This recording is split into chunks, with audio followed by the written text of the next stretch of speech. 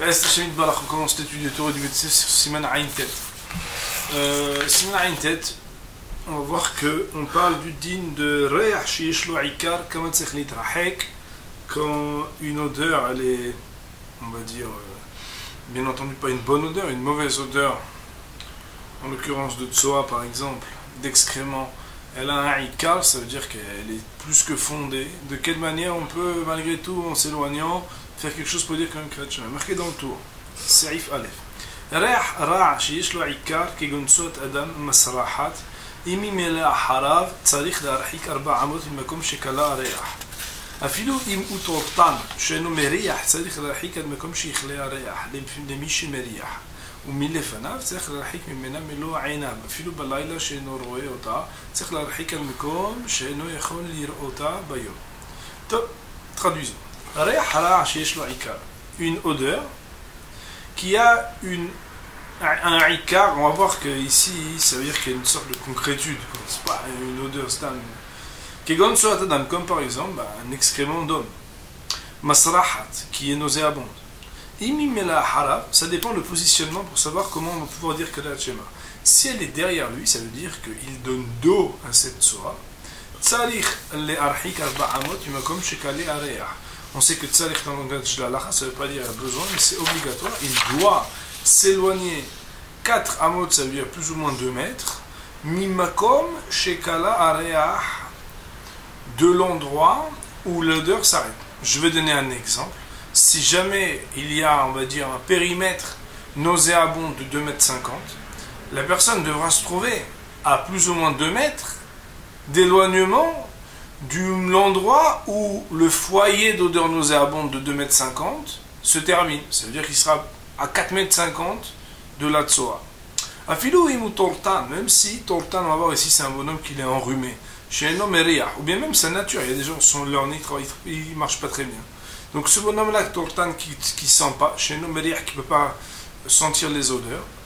D'ailleurs, il y a des gens qui sont très sensibles, des gens qui ne sont pas du tout sensibles aux odeurs. Il devra s'éloigner de l'endroit où normalement l'odeur s'arrête pour quelqu'un qui normalement peut respirer. Autrement dit, le arba amot, il est une distance depuis l'endroit où quelqu'un qui respire normalement, il ne sent plus l'odeur. Ou mille fanaf, ça c'est si la tsoa, elle est derrière lui. Mais si elle est devant lui, il faudrait qu'il s'éloigne d'elle, pour ne plus pouvoir la voir. Ouais, ça veut dire que tant qu'elle est en face de lui, elle ne peut pas. Même s'il s'agit, par exemple, de Kriyat Shema du soir, le bonhomme il veut lire et puis il fait totalement nuit, quand même. Mais il faudrait qu'il s'éloigne. Mais même si il ne la voit pas, qu'est-ce que tu fais là? Tu vas pas commencer à... Il faudra s'éloigner jusqu'à un endroit où si c'était le jour, il n'aurait plus pu la distinguer. Et on voit donc qu'il y a dans le tour une chose qui est spéciale, c'est que le din de Milé à Harav dépend d'un éloignement au-delà des frontières de l'odeur uniquement, alors que quand elle est en face, il s'agit d'un digne de Mélo'enav. Ça ne suffit pas que ça sente plus, l'important c'est même que tu puisses plus la distinguer. Bien entendu, nous avons Be'ast Hashem. Non, deuxième élément important, c'est que l'important n'est pas ce que personnellement et individuellement cette personne-là a une nécessité, ou bien cette personne-là se trouve dans une situation où son nez ne marche pas très bien, mais c'est par rapport au derech de chaque personne, comme normalement une personne en plein jour, en pleine possession de ses moyens de vue, ou bien en plein nez, quand le maïs et la personne n'a pas des problèmes de nez, si elle avait pu sentir, c'est ça la référence pour laquelle d'après ce qui est marqué dans le tour ici, c'est le nombre de 4 amot au-delà des frontières de l'odeur qu'elle s'arrête. Donc on ajoute 4 amot. Et on a dit, mais l'o'enav, c'est donc jusqu'à ce qu'on puisse plus la voir quand la tsoa ou le re'ah sheyesh lo ikar, elle est en face de nous. Il dit le Beit Yosef, dans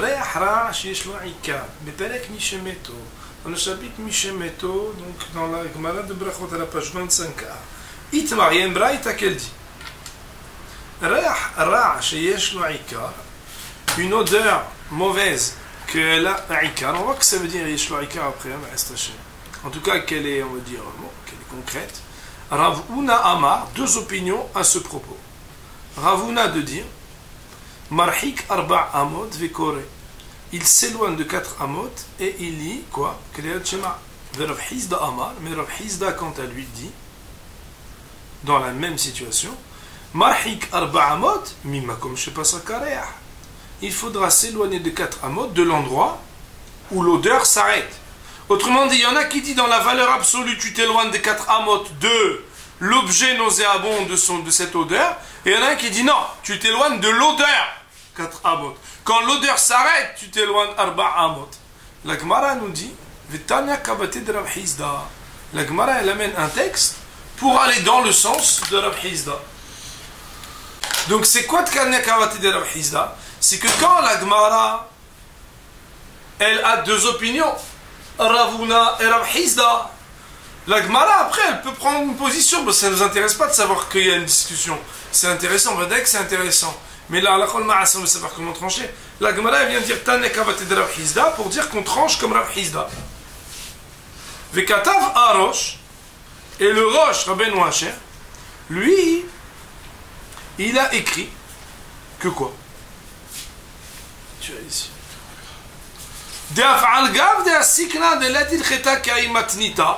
Que bien que normalement dans la Gemara on casse de dire que la halakha n'est pas comme ce texte de Gemara, donc comme cette braïta,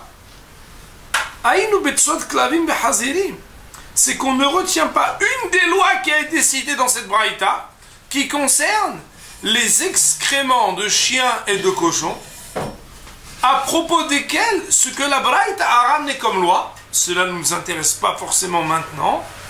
Là-dessus, la braïta a été rejetée. Des paligaïtar braïta ala, parce qu'il y a un autre texte qui le casse. Autrement dit, le Roche vient s'excuser et dire Arabotaï, ne croyez pas que je vais tuer la Gemara. Dans la Gemara, si on regarde la suite, il y a une partie qui a été totalement remise en question à cause d'un texte qui dit que Hazirim et Klavim, leur tsoa, la halakha ne sera pas comme le texte qu'on a cité.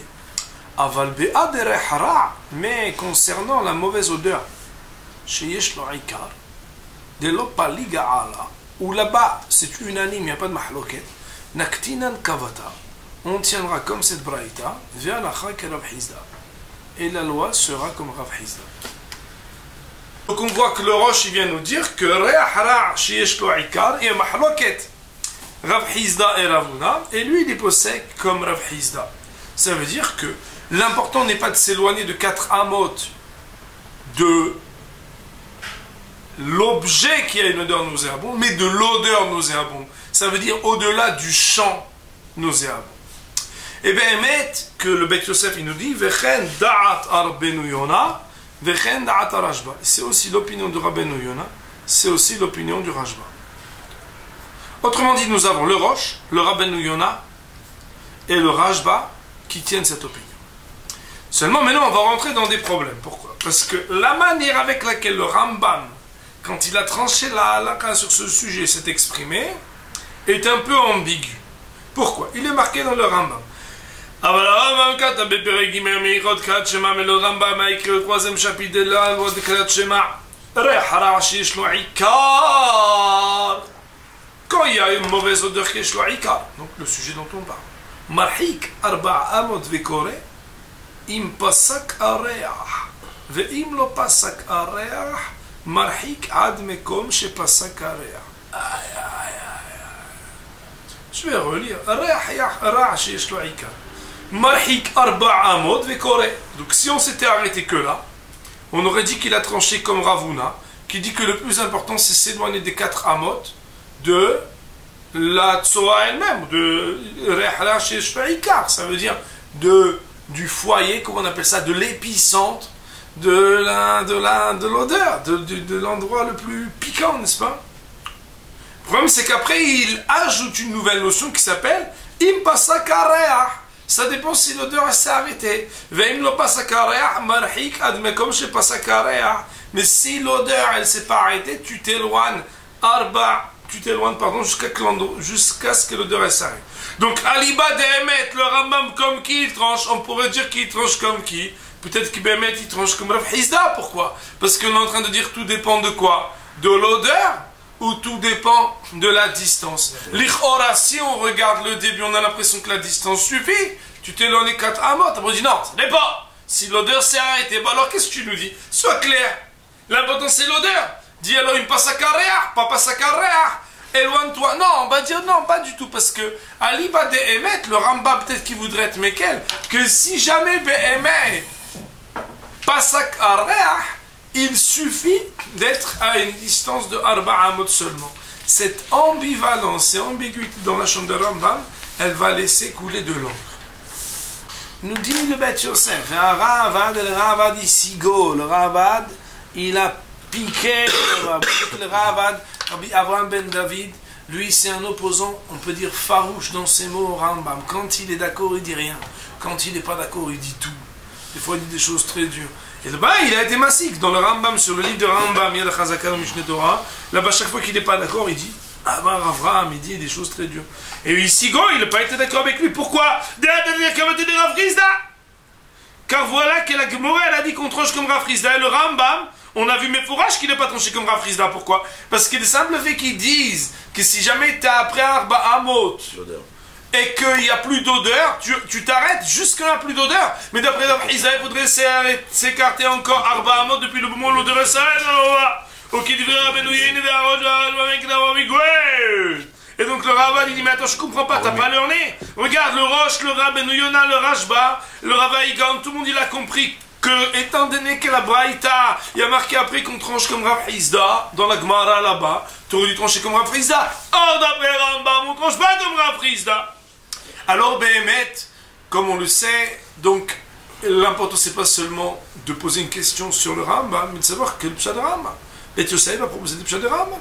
Il va essayer d'expliquer comment la Rambam peut répondre à cette accusation de Ravad et à cette question que n'importe quel Balbait de bonne famille, il peut poser sur le Rambam, qui dit c'est ni comme Rav Hizda ni comme Rav Huna. Le Chora, il faut savoir comment on tranche. Le Rambam et le Rambam, il semblerait chez Sauveur que Behemet il tient l'opinion. De kevan deithe me'ai braïta, pardon, de kevan deithe ketzat me'ai braïta de atchakavat Rav Hizda.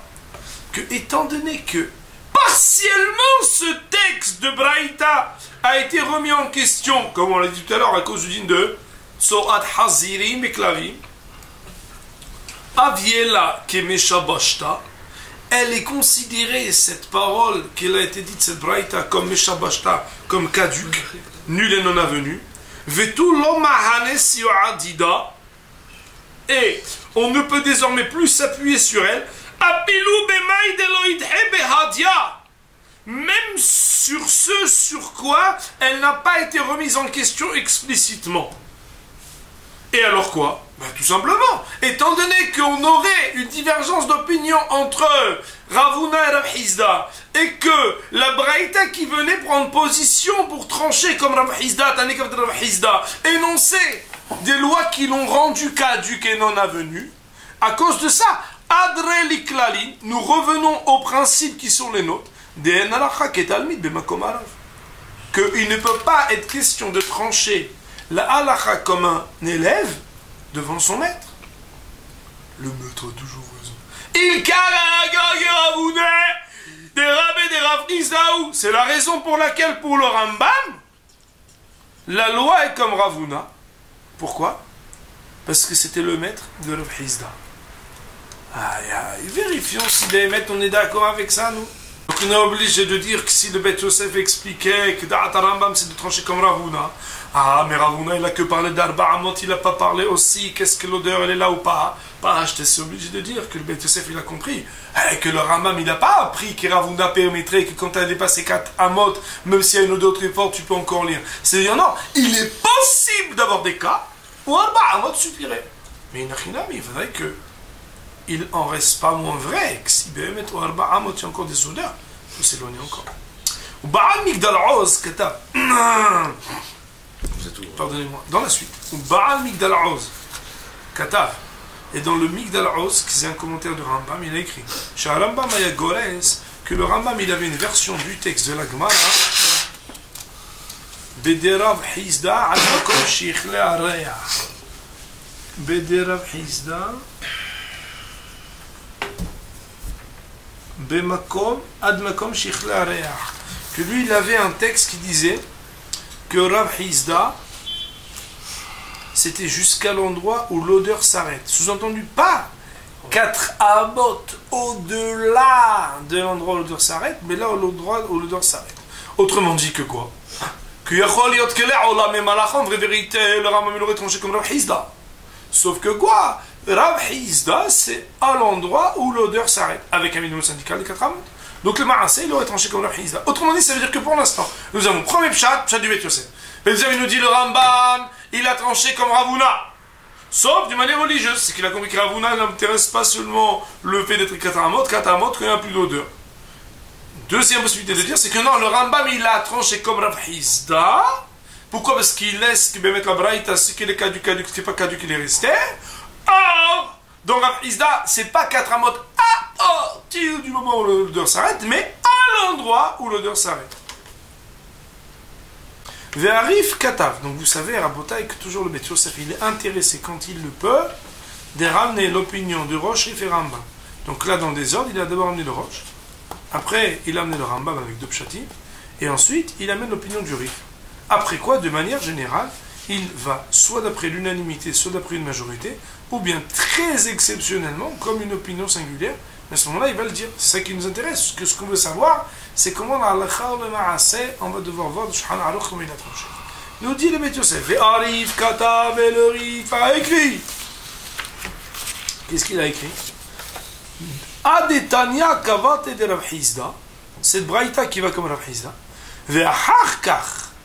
Et après avoir cité cette braïta, qui voulait prendre position pour Rav Hizda, Katav il a écrit Amar Rava, que Rava aurait dit Let ilcheta ki a matnita, que la halacha ne va pas comme ce texte, et là qui a des tanya, mais comme cette autre braïta qui a dit Lo ikra adam kiret shema lo keneged sot klem keneged sot hazirin,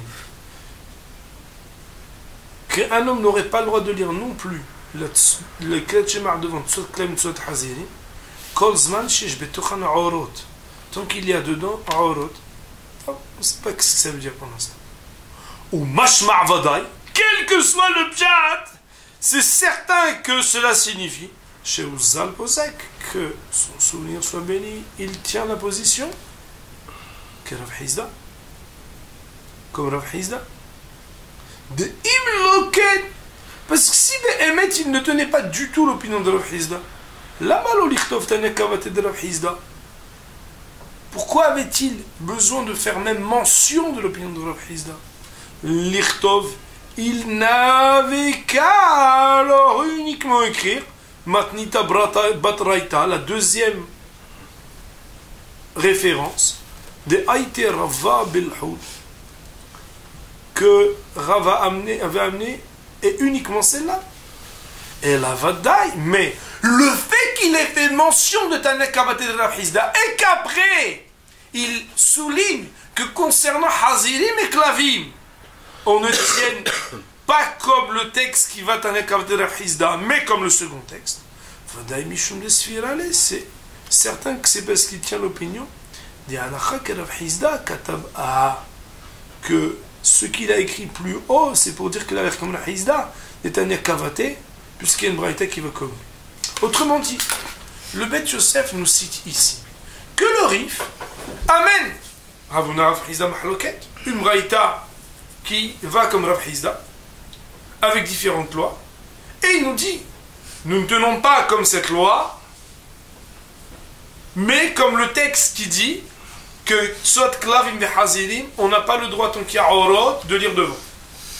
Demande le Bet Yosef, Ma'inafsha, qu'est-ce que tu penses, toi le Rif? Si tu penses qu'on ne tient pas du tout, comme Rav Hizda, quand tu le ramènes Bichla, t'as qu'à dire, on tient la halakha que non. Le Rif, vous savez que c'est un livre qu'il a écrit pour amener que des halakhot, pas des pitboulis, mais des avaminot, des éventualités, des refus et des rejets, etc. Le pshat que le Beit Yosef il donne, c'est de dire que le fait qu'il y ait mention dans le Rif de l'opinion et de cette braïta qui va comme Rav Hizda, malgré le fait qu'après on énonce qu'on rejette cette braïta pour trancher pour Tsot Klavim Hazinim comme l'autre texte, laisse malgré tout, du fait de la mention, justifier que le Rif tranche comme Rav Hizda concernant la loi des Arba'a. Nous dit le Beit Yosef pour conclure Moraï Verabotay ou l'Inyan Alacha, et concernant la Alacha, puisque le Rif, le Roche, le Rabbeinu Yona et le Rajba, Skimi, de Alacha, que Rav Hizda. Ils sont tous d'accord que quoi? Que la halakha elle est comme Rav Hizda. C'est comme ça qu'on va tenir. Et il en sera ainsi aussi des paroles de notre maître, ici en l'occurrence le tour. C'est très intéressant qu'en réalité le Beit Yosef, même s'il avait ramené qu'au nom du Migdal Oz, on aurait pu dire que quoi? Que le Rambam, il tange comme Rav Hizda, sauf qu'il a une autre version du texte. Il a préféré, dans sa conclusion, le Beit Yosef, retenir son pshat à lui, et qui d'ailleurs est moins difficile dans les mots, puisque inventer que le Rambam avait une autre Gemara sous les yeux pour trancher, le Rambam, d'après le Beit Yosef, ne tranche pas comme Rav Hizda, mais comme Rav Huna. Pourquoi? Parce qu'il aurait entendu et compris que la Braïta est Meshabashta, et qu'on revient au principe qui dit que Rav Bemakom Talmid Alacha Kerav, et donc la loi est comme Ravuna. Conclusion, chers amis, c'est que dans le Beit Yosef est rapportée la référence qui est une Gemara. Mahloket Ravuna Rav Hizda. Ravuna de dire tu t'éloignes Arba'amot de l'endroit qui s'appelle Re'ach Rashish Lo Ikar, et tu l'écris à Shema. Rav Hizda, son élève, de dire tu t'éloignes Arba'amot de l'endroit où s'arrête l'odeur. Il y a des Rishonim qui formellement tranchent comme Rav Hizda. Qui sont-ils? Le Roche, Rabbeinu Yona, le Rajba. Qu'est-ce qu'ils disent? Puisque une braïta va dans le sens de Rav Hizda et qu'elle n'est réfutée que partiellement, nous retenons que concernant cette loi, la loi est comme Rav Hizda. De l'autre, nous avons le Rif, qui lui cite à la fois le fait que la braïta est comme Rav Hizda, mais qu'elle soit réfutée concernant Hazilim et Klavim. Le Beit Yosef de comprendre que le Rif aussi, c'est parce qu'il est d'accord avec le V qu'on range comme Rav Hizda, et que Behemet, même si partiellement elle est réfutée, elle n'est pas réfutée totalement. Dans le Rambam, les choses sont plus complexes. Première explication, c'est que le Rambam a tranché comme Ravuna. Pourquoi? Parce qu'il aurait compris qu'il n'y a pas partiellement. Si une partie d'une braïta est rendue caduque, mais shabbashta, c'est comme cette braïta, elle n'a plus de valeur et qu'on ne peut plus l'utiliser à argent comptant, et donc on ne peut plus accréditer l'opinion de Rav Hizda, mais uniquement l'opinion de Ravuna. Et plus encore, même si on laissait statu quo Ravuna contre Rav Hizda, le Ravuna était le maître de Rav Hizda, mais là la loi est comme lui. Même si le Migdal Oz voulait dire que le Rambam aussi a tranché comme Rav Hizda, étant donné que cela s'appuie sur une version du texte que le Rambam aurait différente du texte de la Gemara qui nous est présenté et qui ne nous est pas présenté avec des différences de Nushaot, des différences de version. C'est la raison pour laquelle le Beit Yosef, quand il conclut, nous dit puisque le Rif, le Roche, le Rabbeinu Yona, le Rajba sont d'accord, et il ne dit pas et le Rambam d'après le Mikbal Oz, mais il dit voilà, alors on tiendra la halacha comme l'opinion de Rav Hizda. Il y a marqué dans Darkei Moshe Ot Aleph, Matzati Katuba Gaot Montria Hadashim Bereg Mishemeto. J'ai trouvé dans les Gaot Montria Hadashim nouveau dans le chapitre Mishemeto. Mashal Mashtikin, ce qu'on fait taire Hazal, le ministre officiant. Kesheyesh Tsoa Bebet Akneset Afilu Gdola, quand il y a une Tsoa dans la synagogue, même si la Tsoa elle est grande. Mais pardon, alors maintenant c'est moi maintenant qui me suis fait avoir à cause de la question de nos amis, alors va. Même quand la synagogue elle est grande, alors va. Quelle est la raison? Puisque le Hazan, c'est le préposé de la communauté, il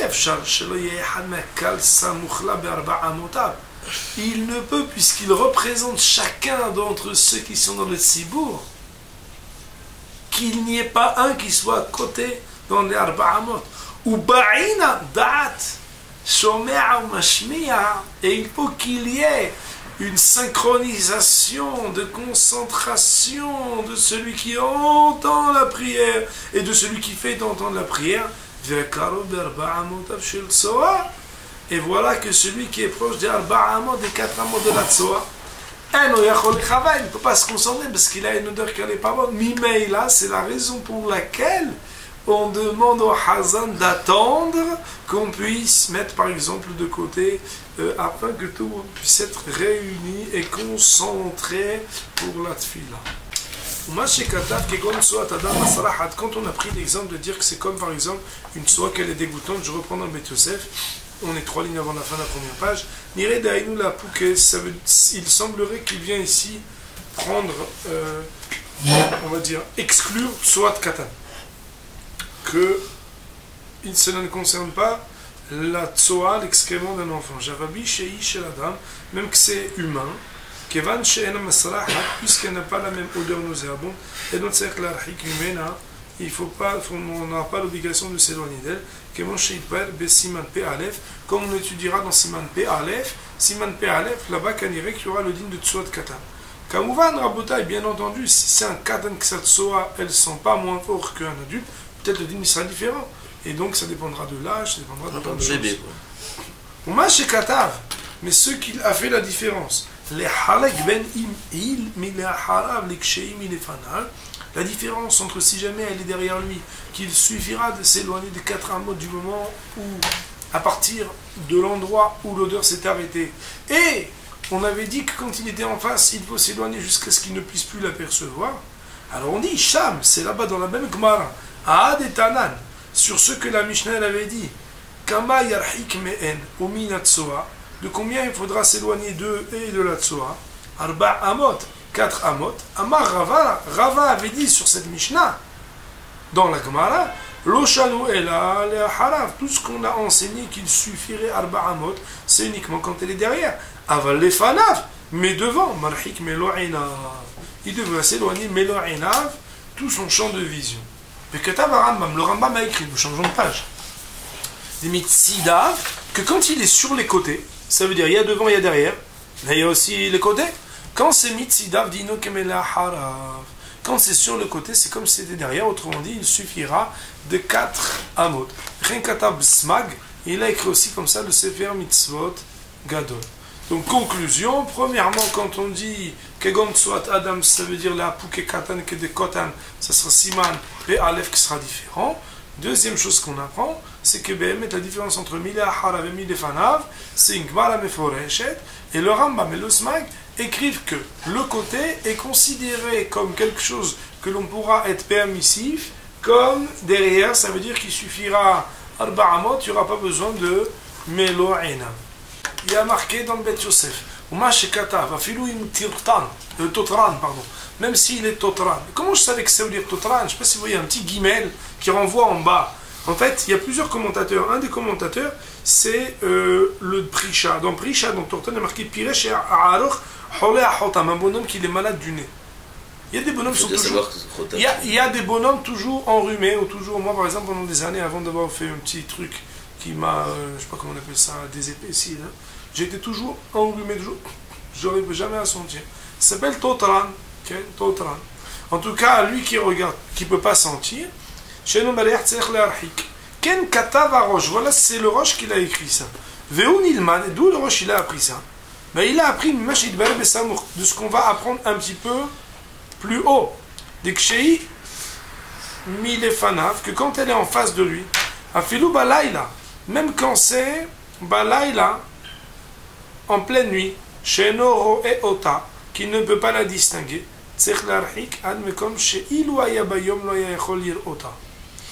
il faudrait s'éloigner jusqu'à un lieu où si jamais c'était en plein jour, il n'aurait pas pu la voir. Deïta Yerushalmi, on le sait, que c'est marqué dans le Talmud Yerushalmi. Et Katvu Sham Arbeniyen et Varosh, que le Rabbeinu et le Rosh, ils l'ont écrit, Montri Varashbo, et le Montri et le Rashbo. Et donc quoi? Puisque c'est un Yerushalmi et que tous ces Rishonim ils l'ont ramené, c'est que c'est une loi qui est valable pour la vue. Mais ils ont appris de là, Rabbeinu Yonah va Rashba, le Rabbeinu et le Rashba, que quoi? Des ou adin les souma, que Béhémet, on extrapolerait, on élargirait à dire que même un aveugle, et même s'il ne verrait pas du tout,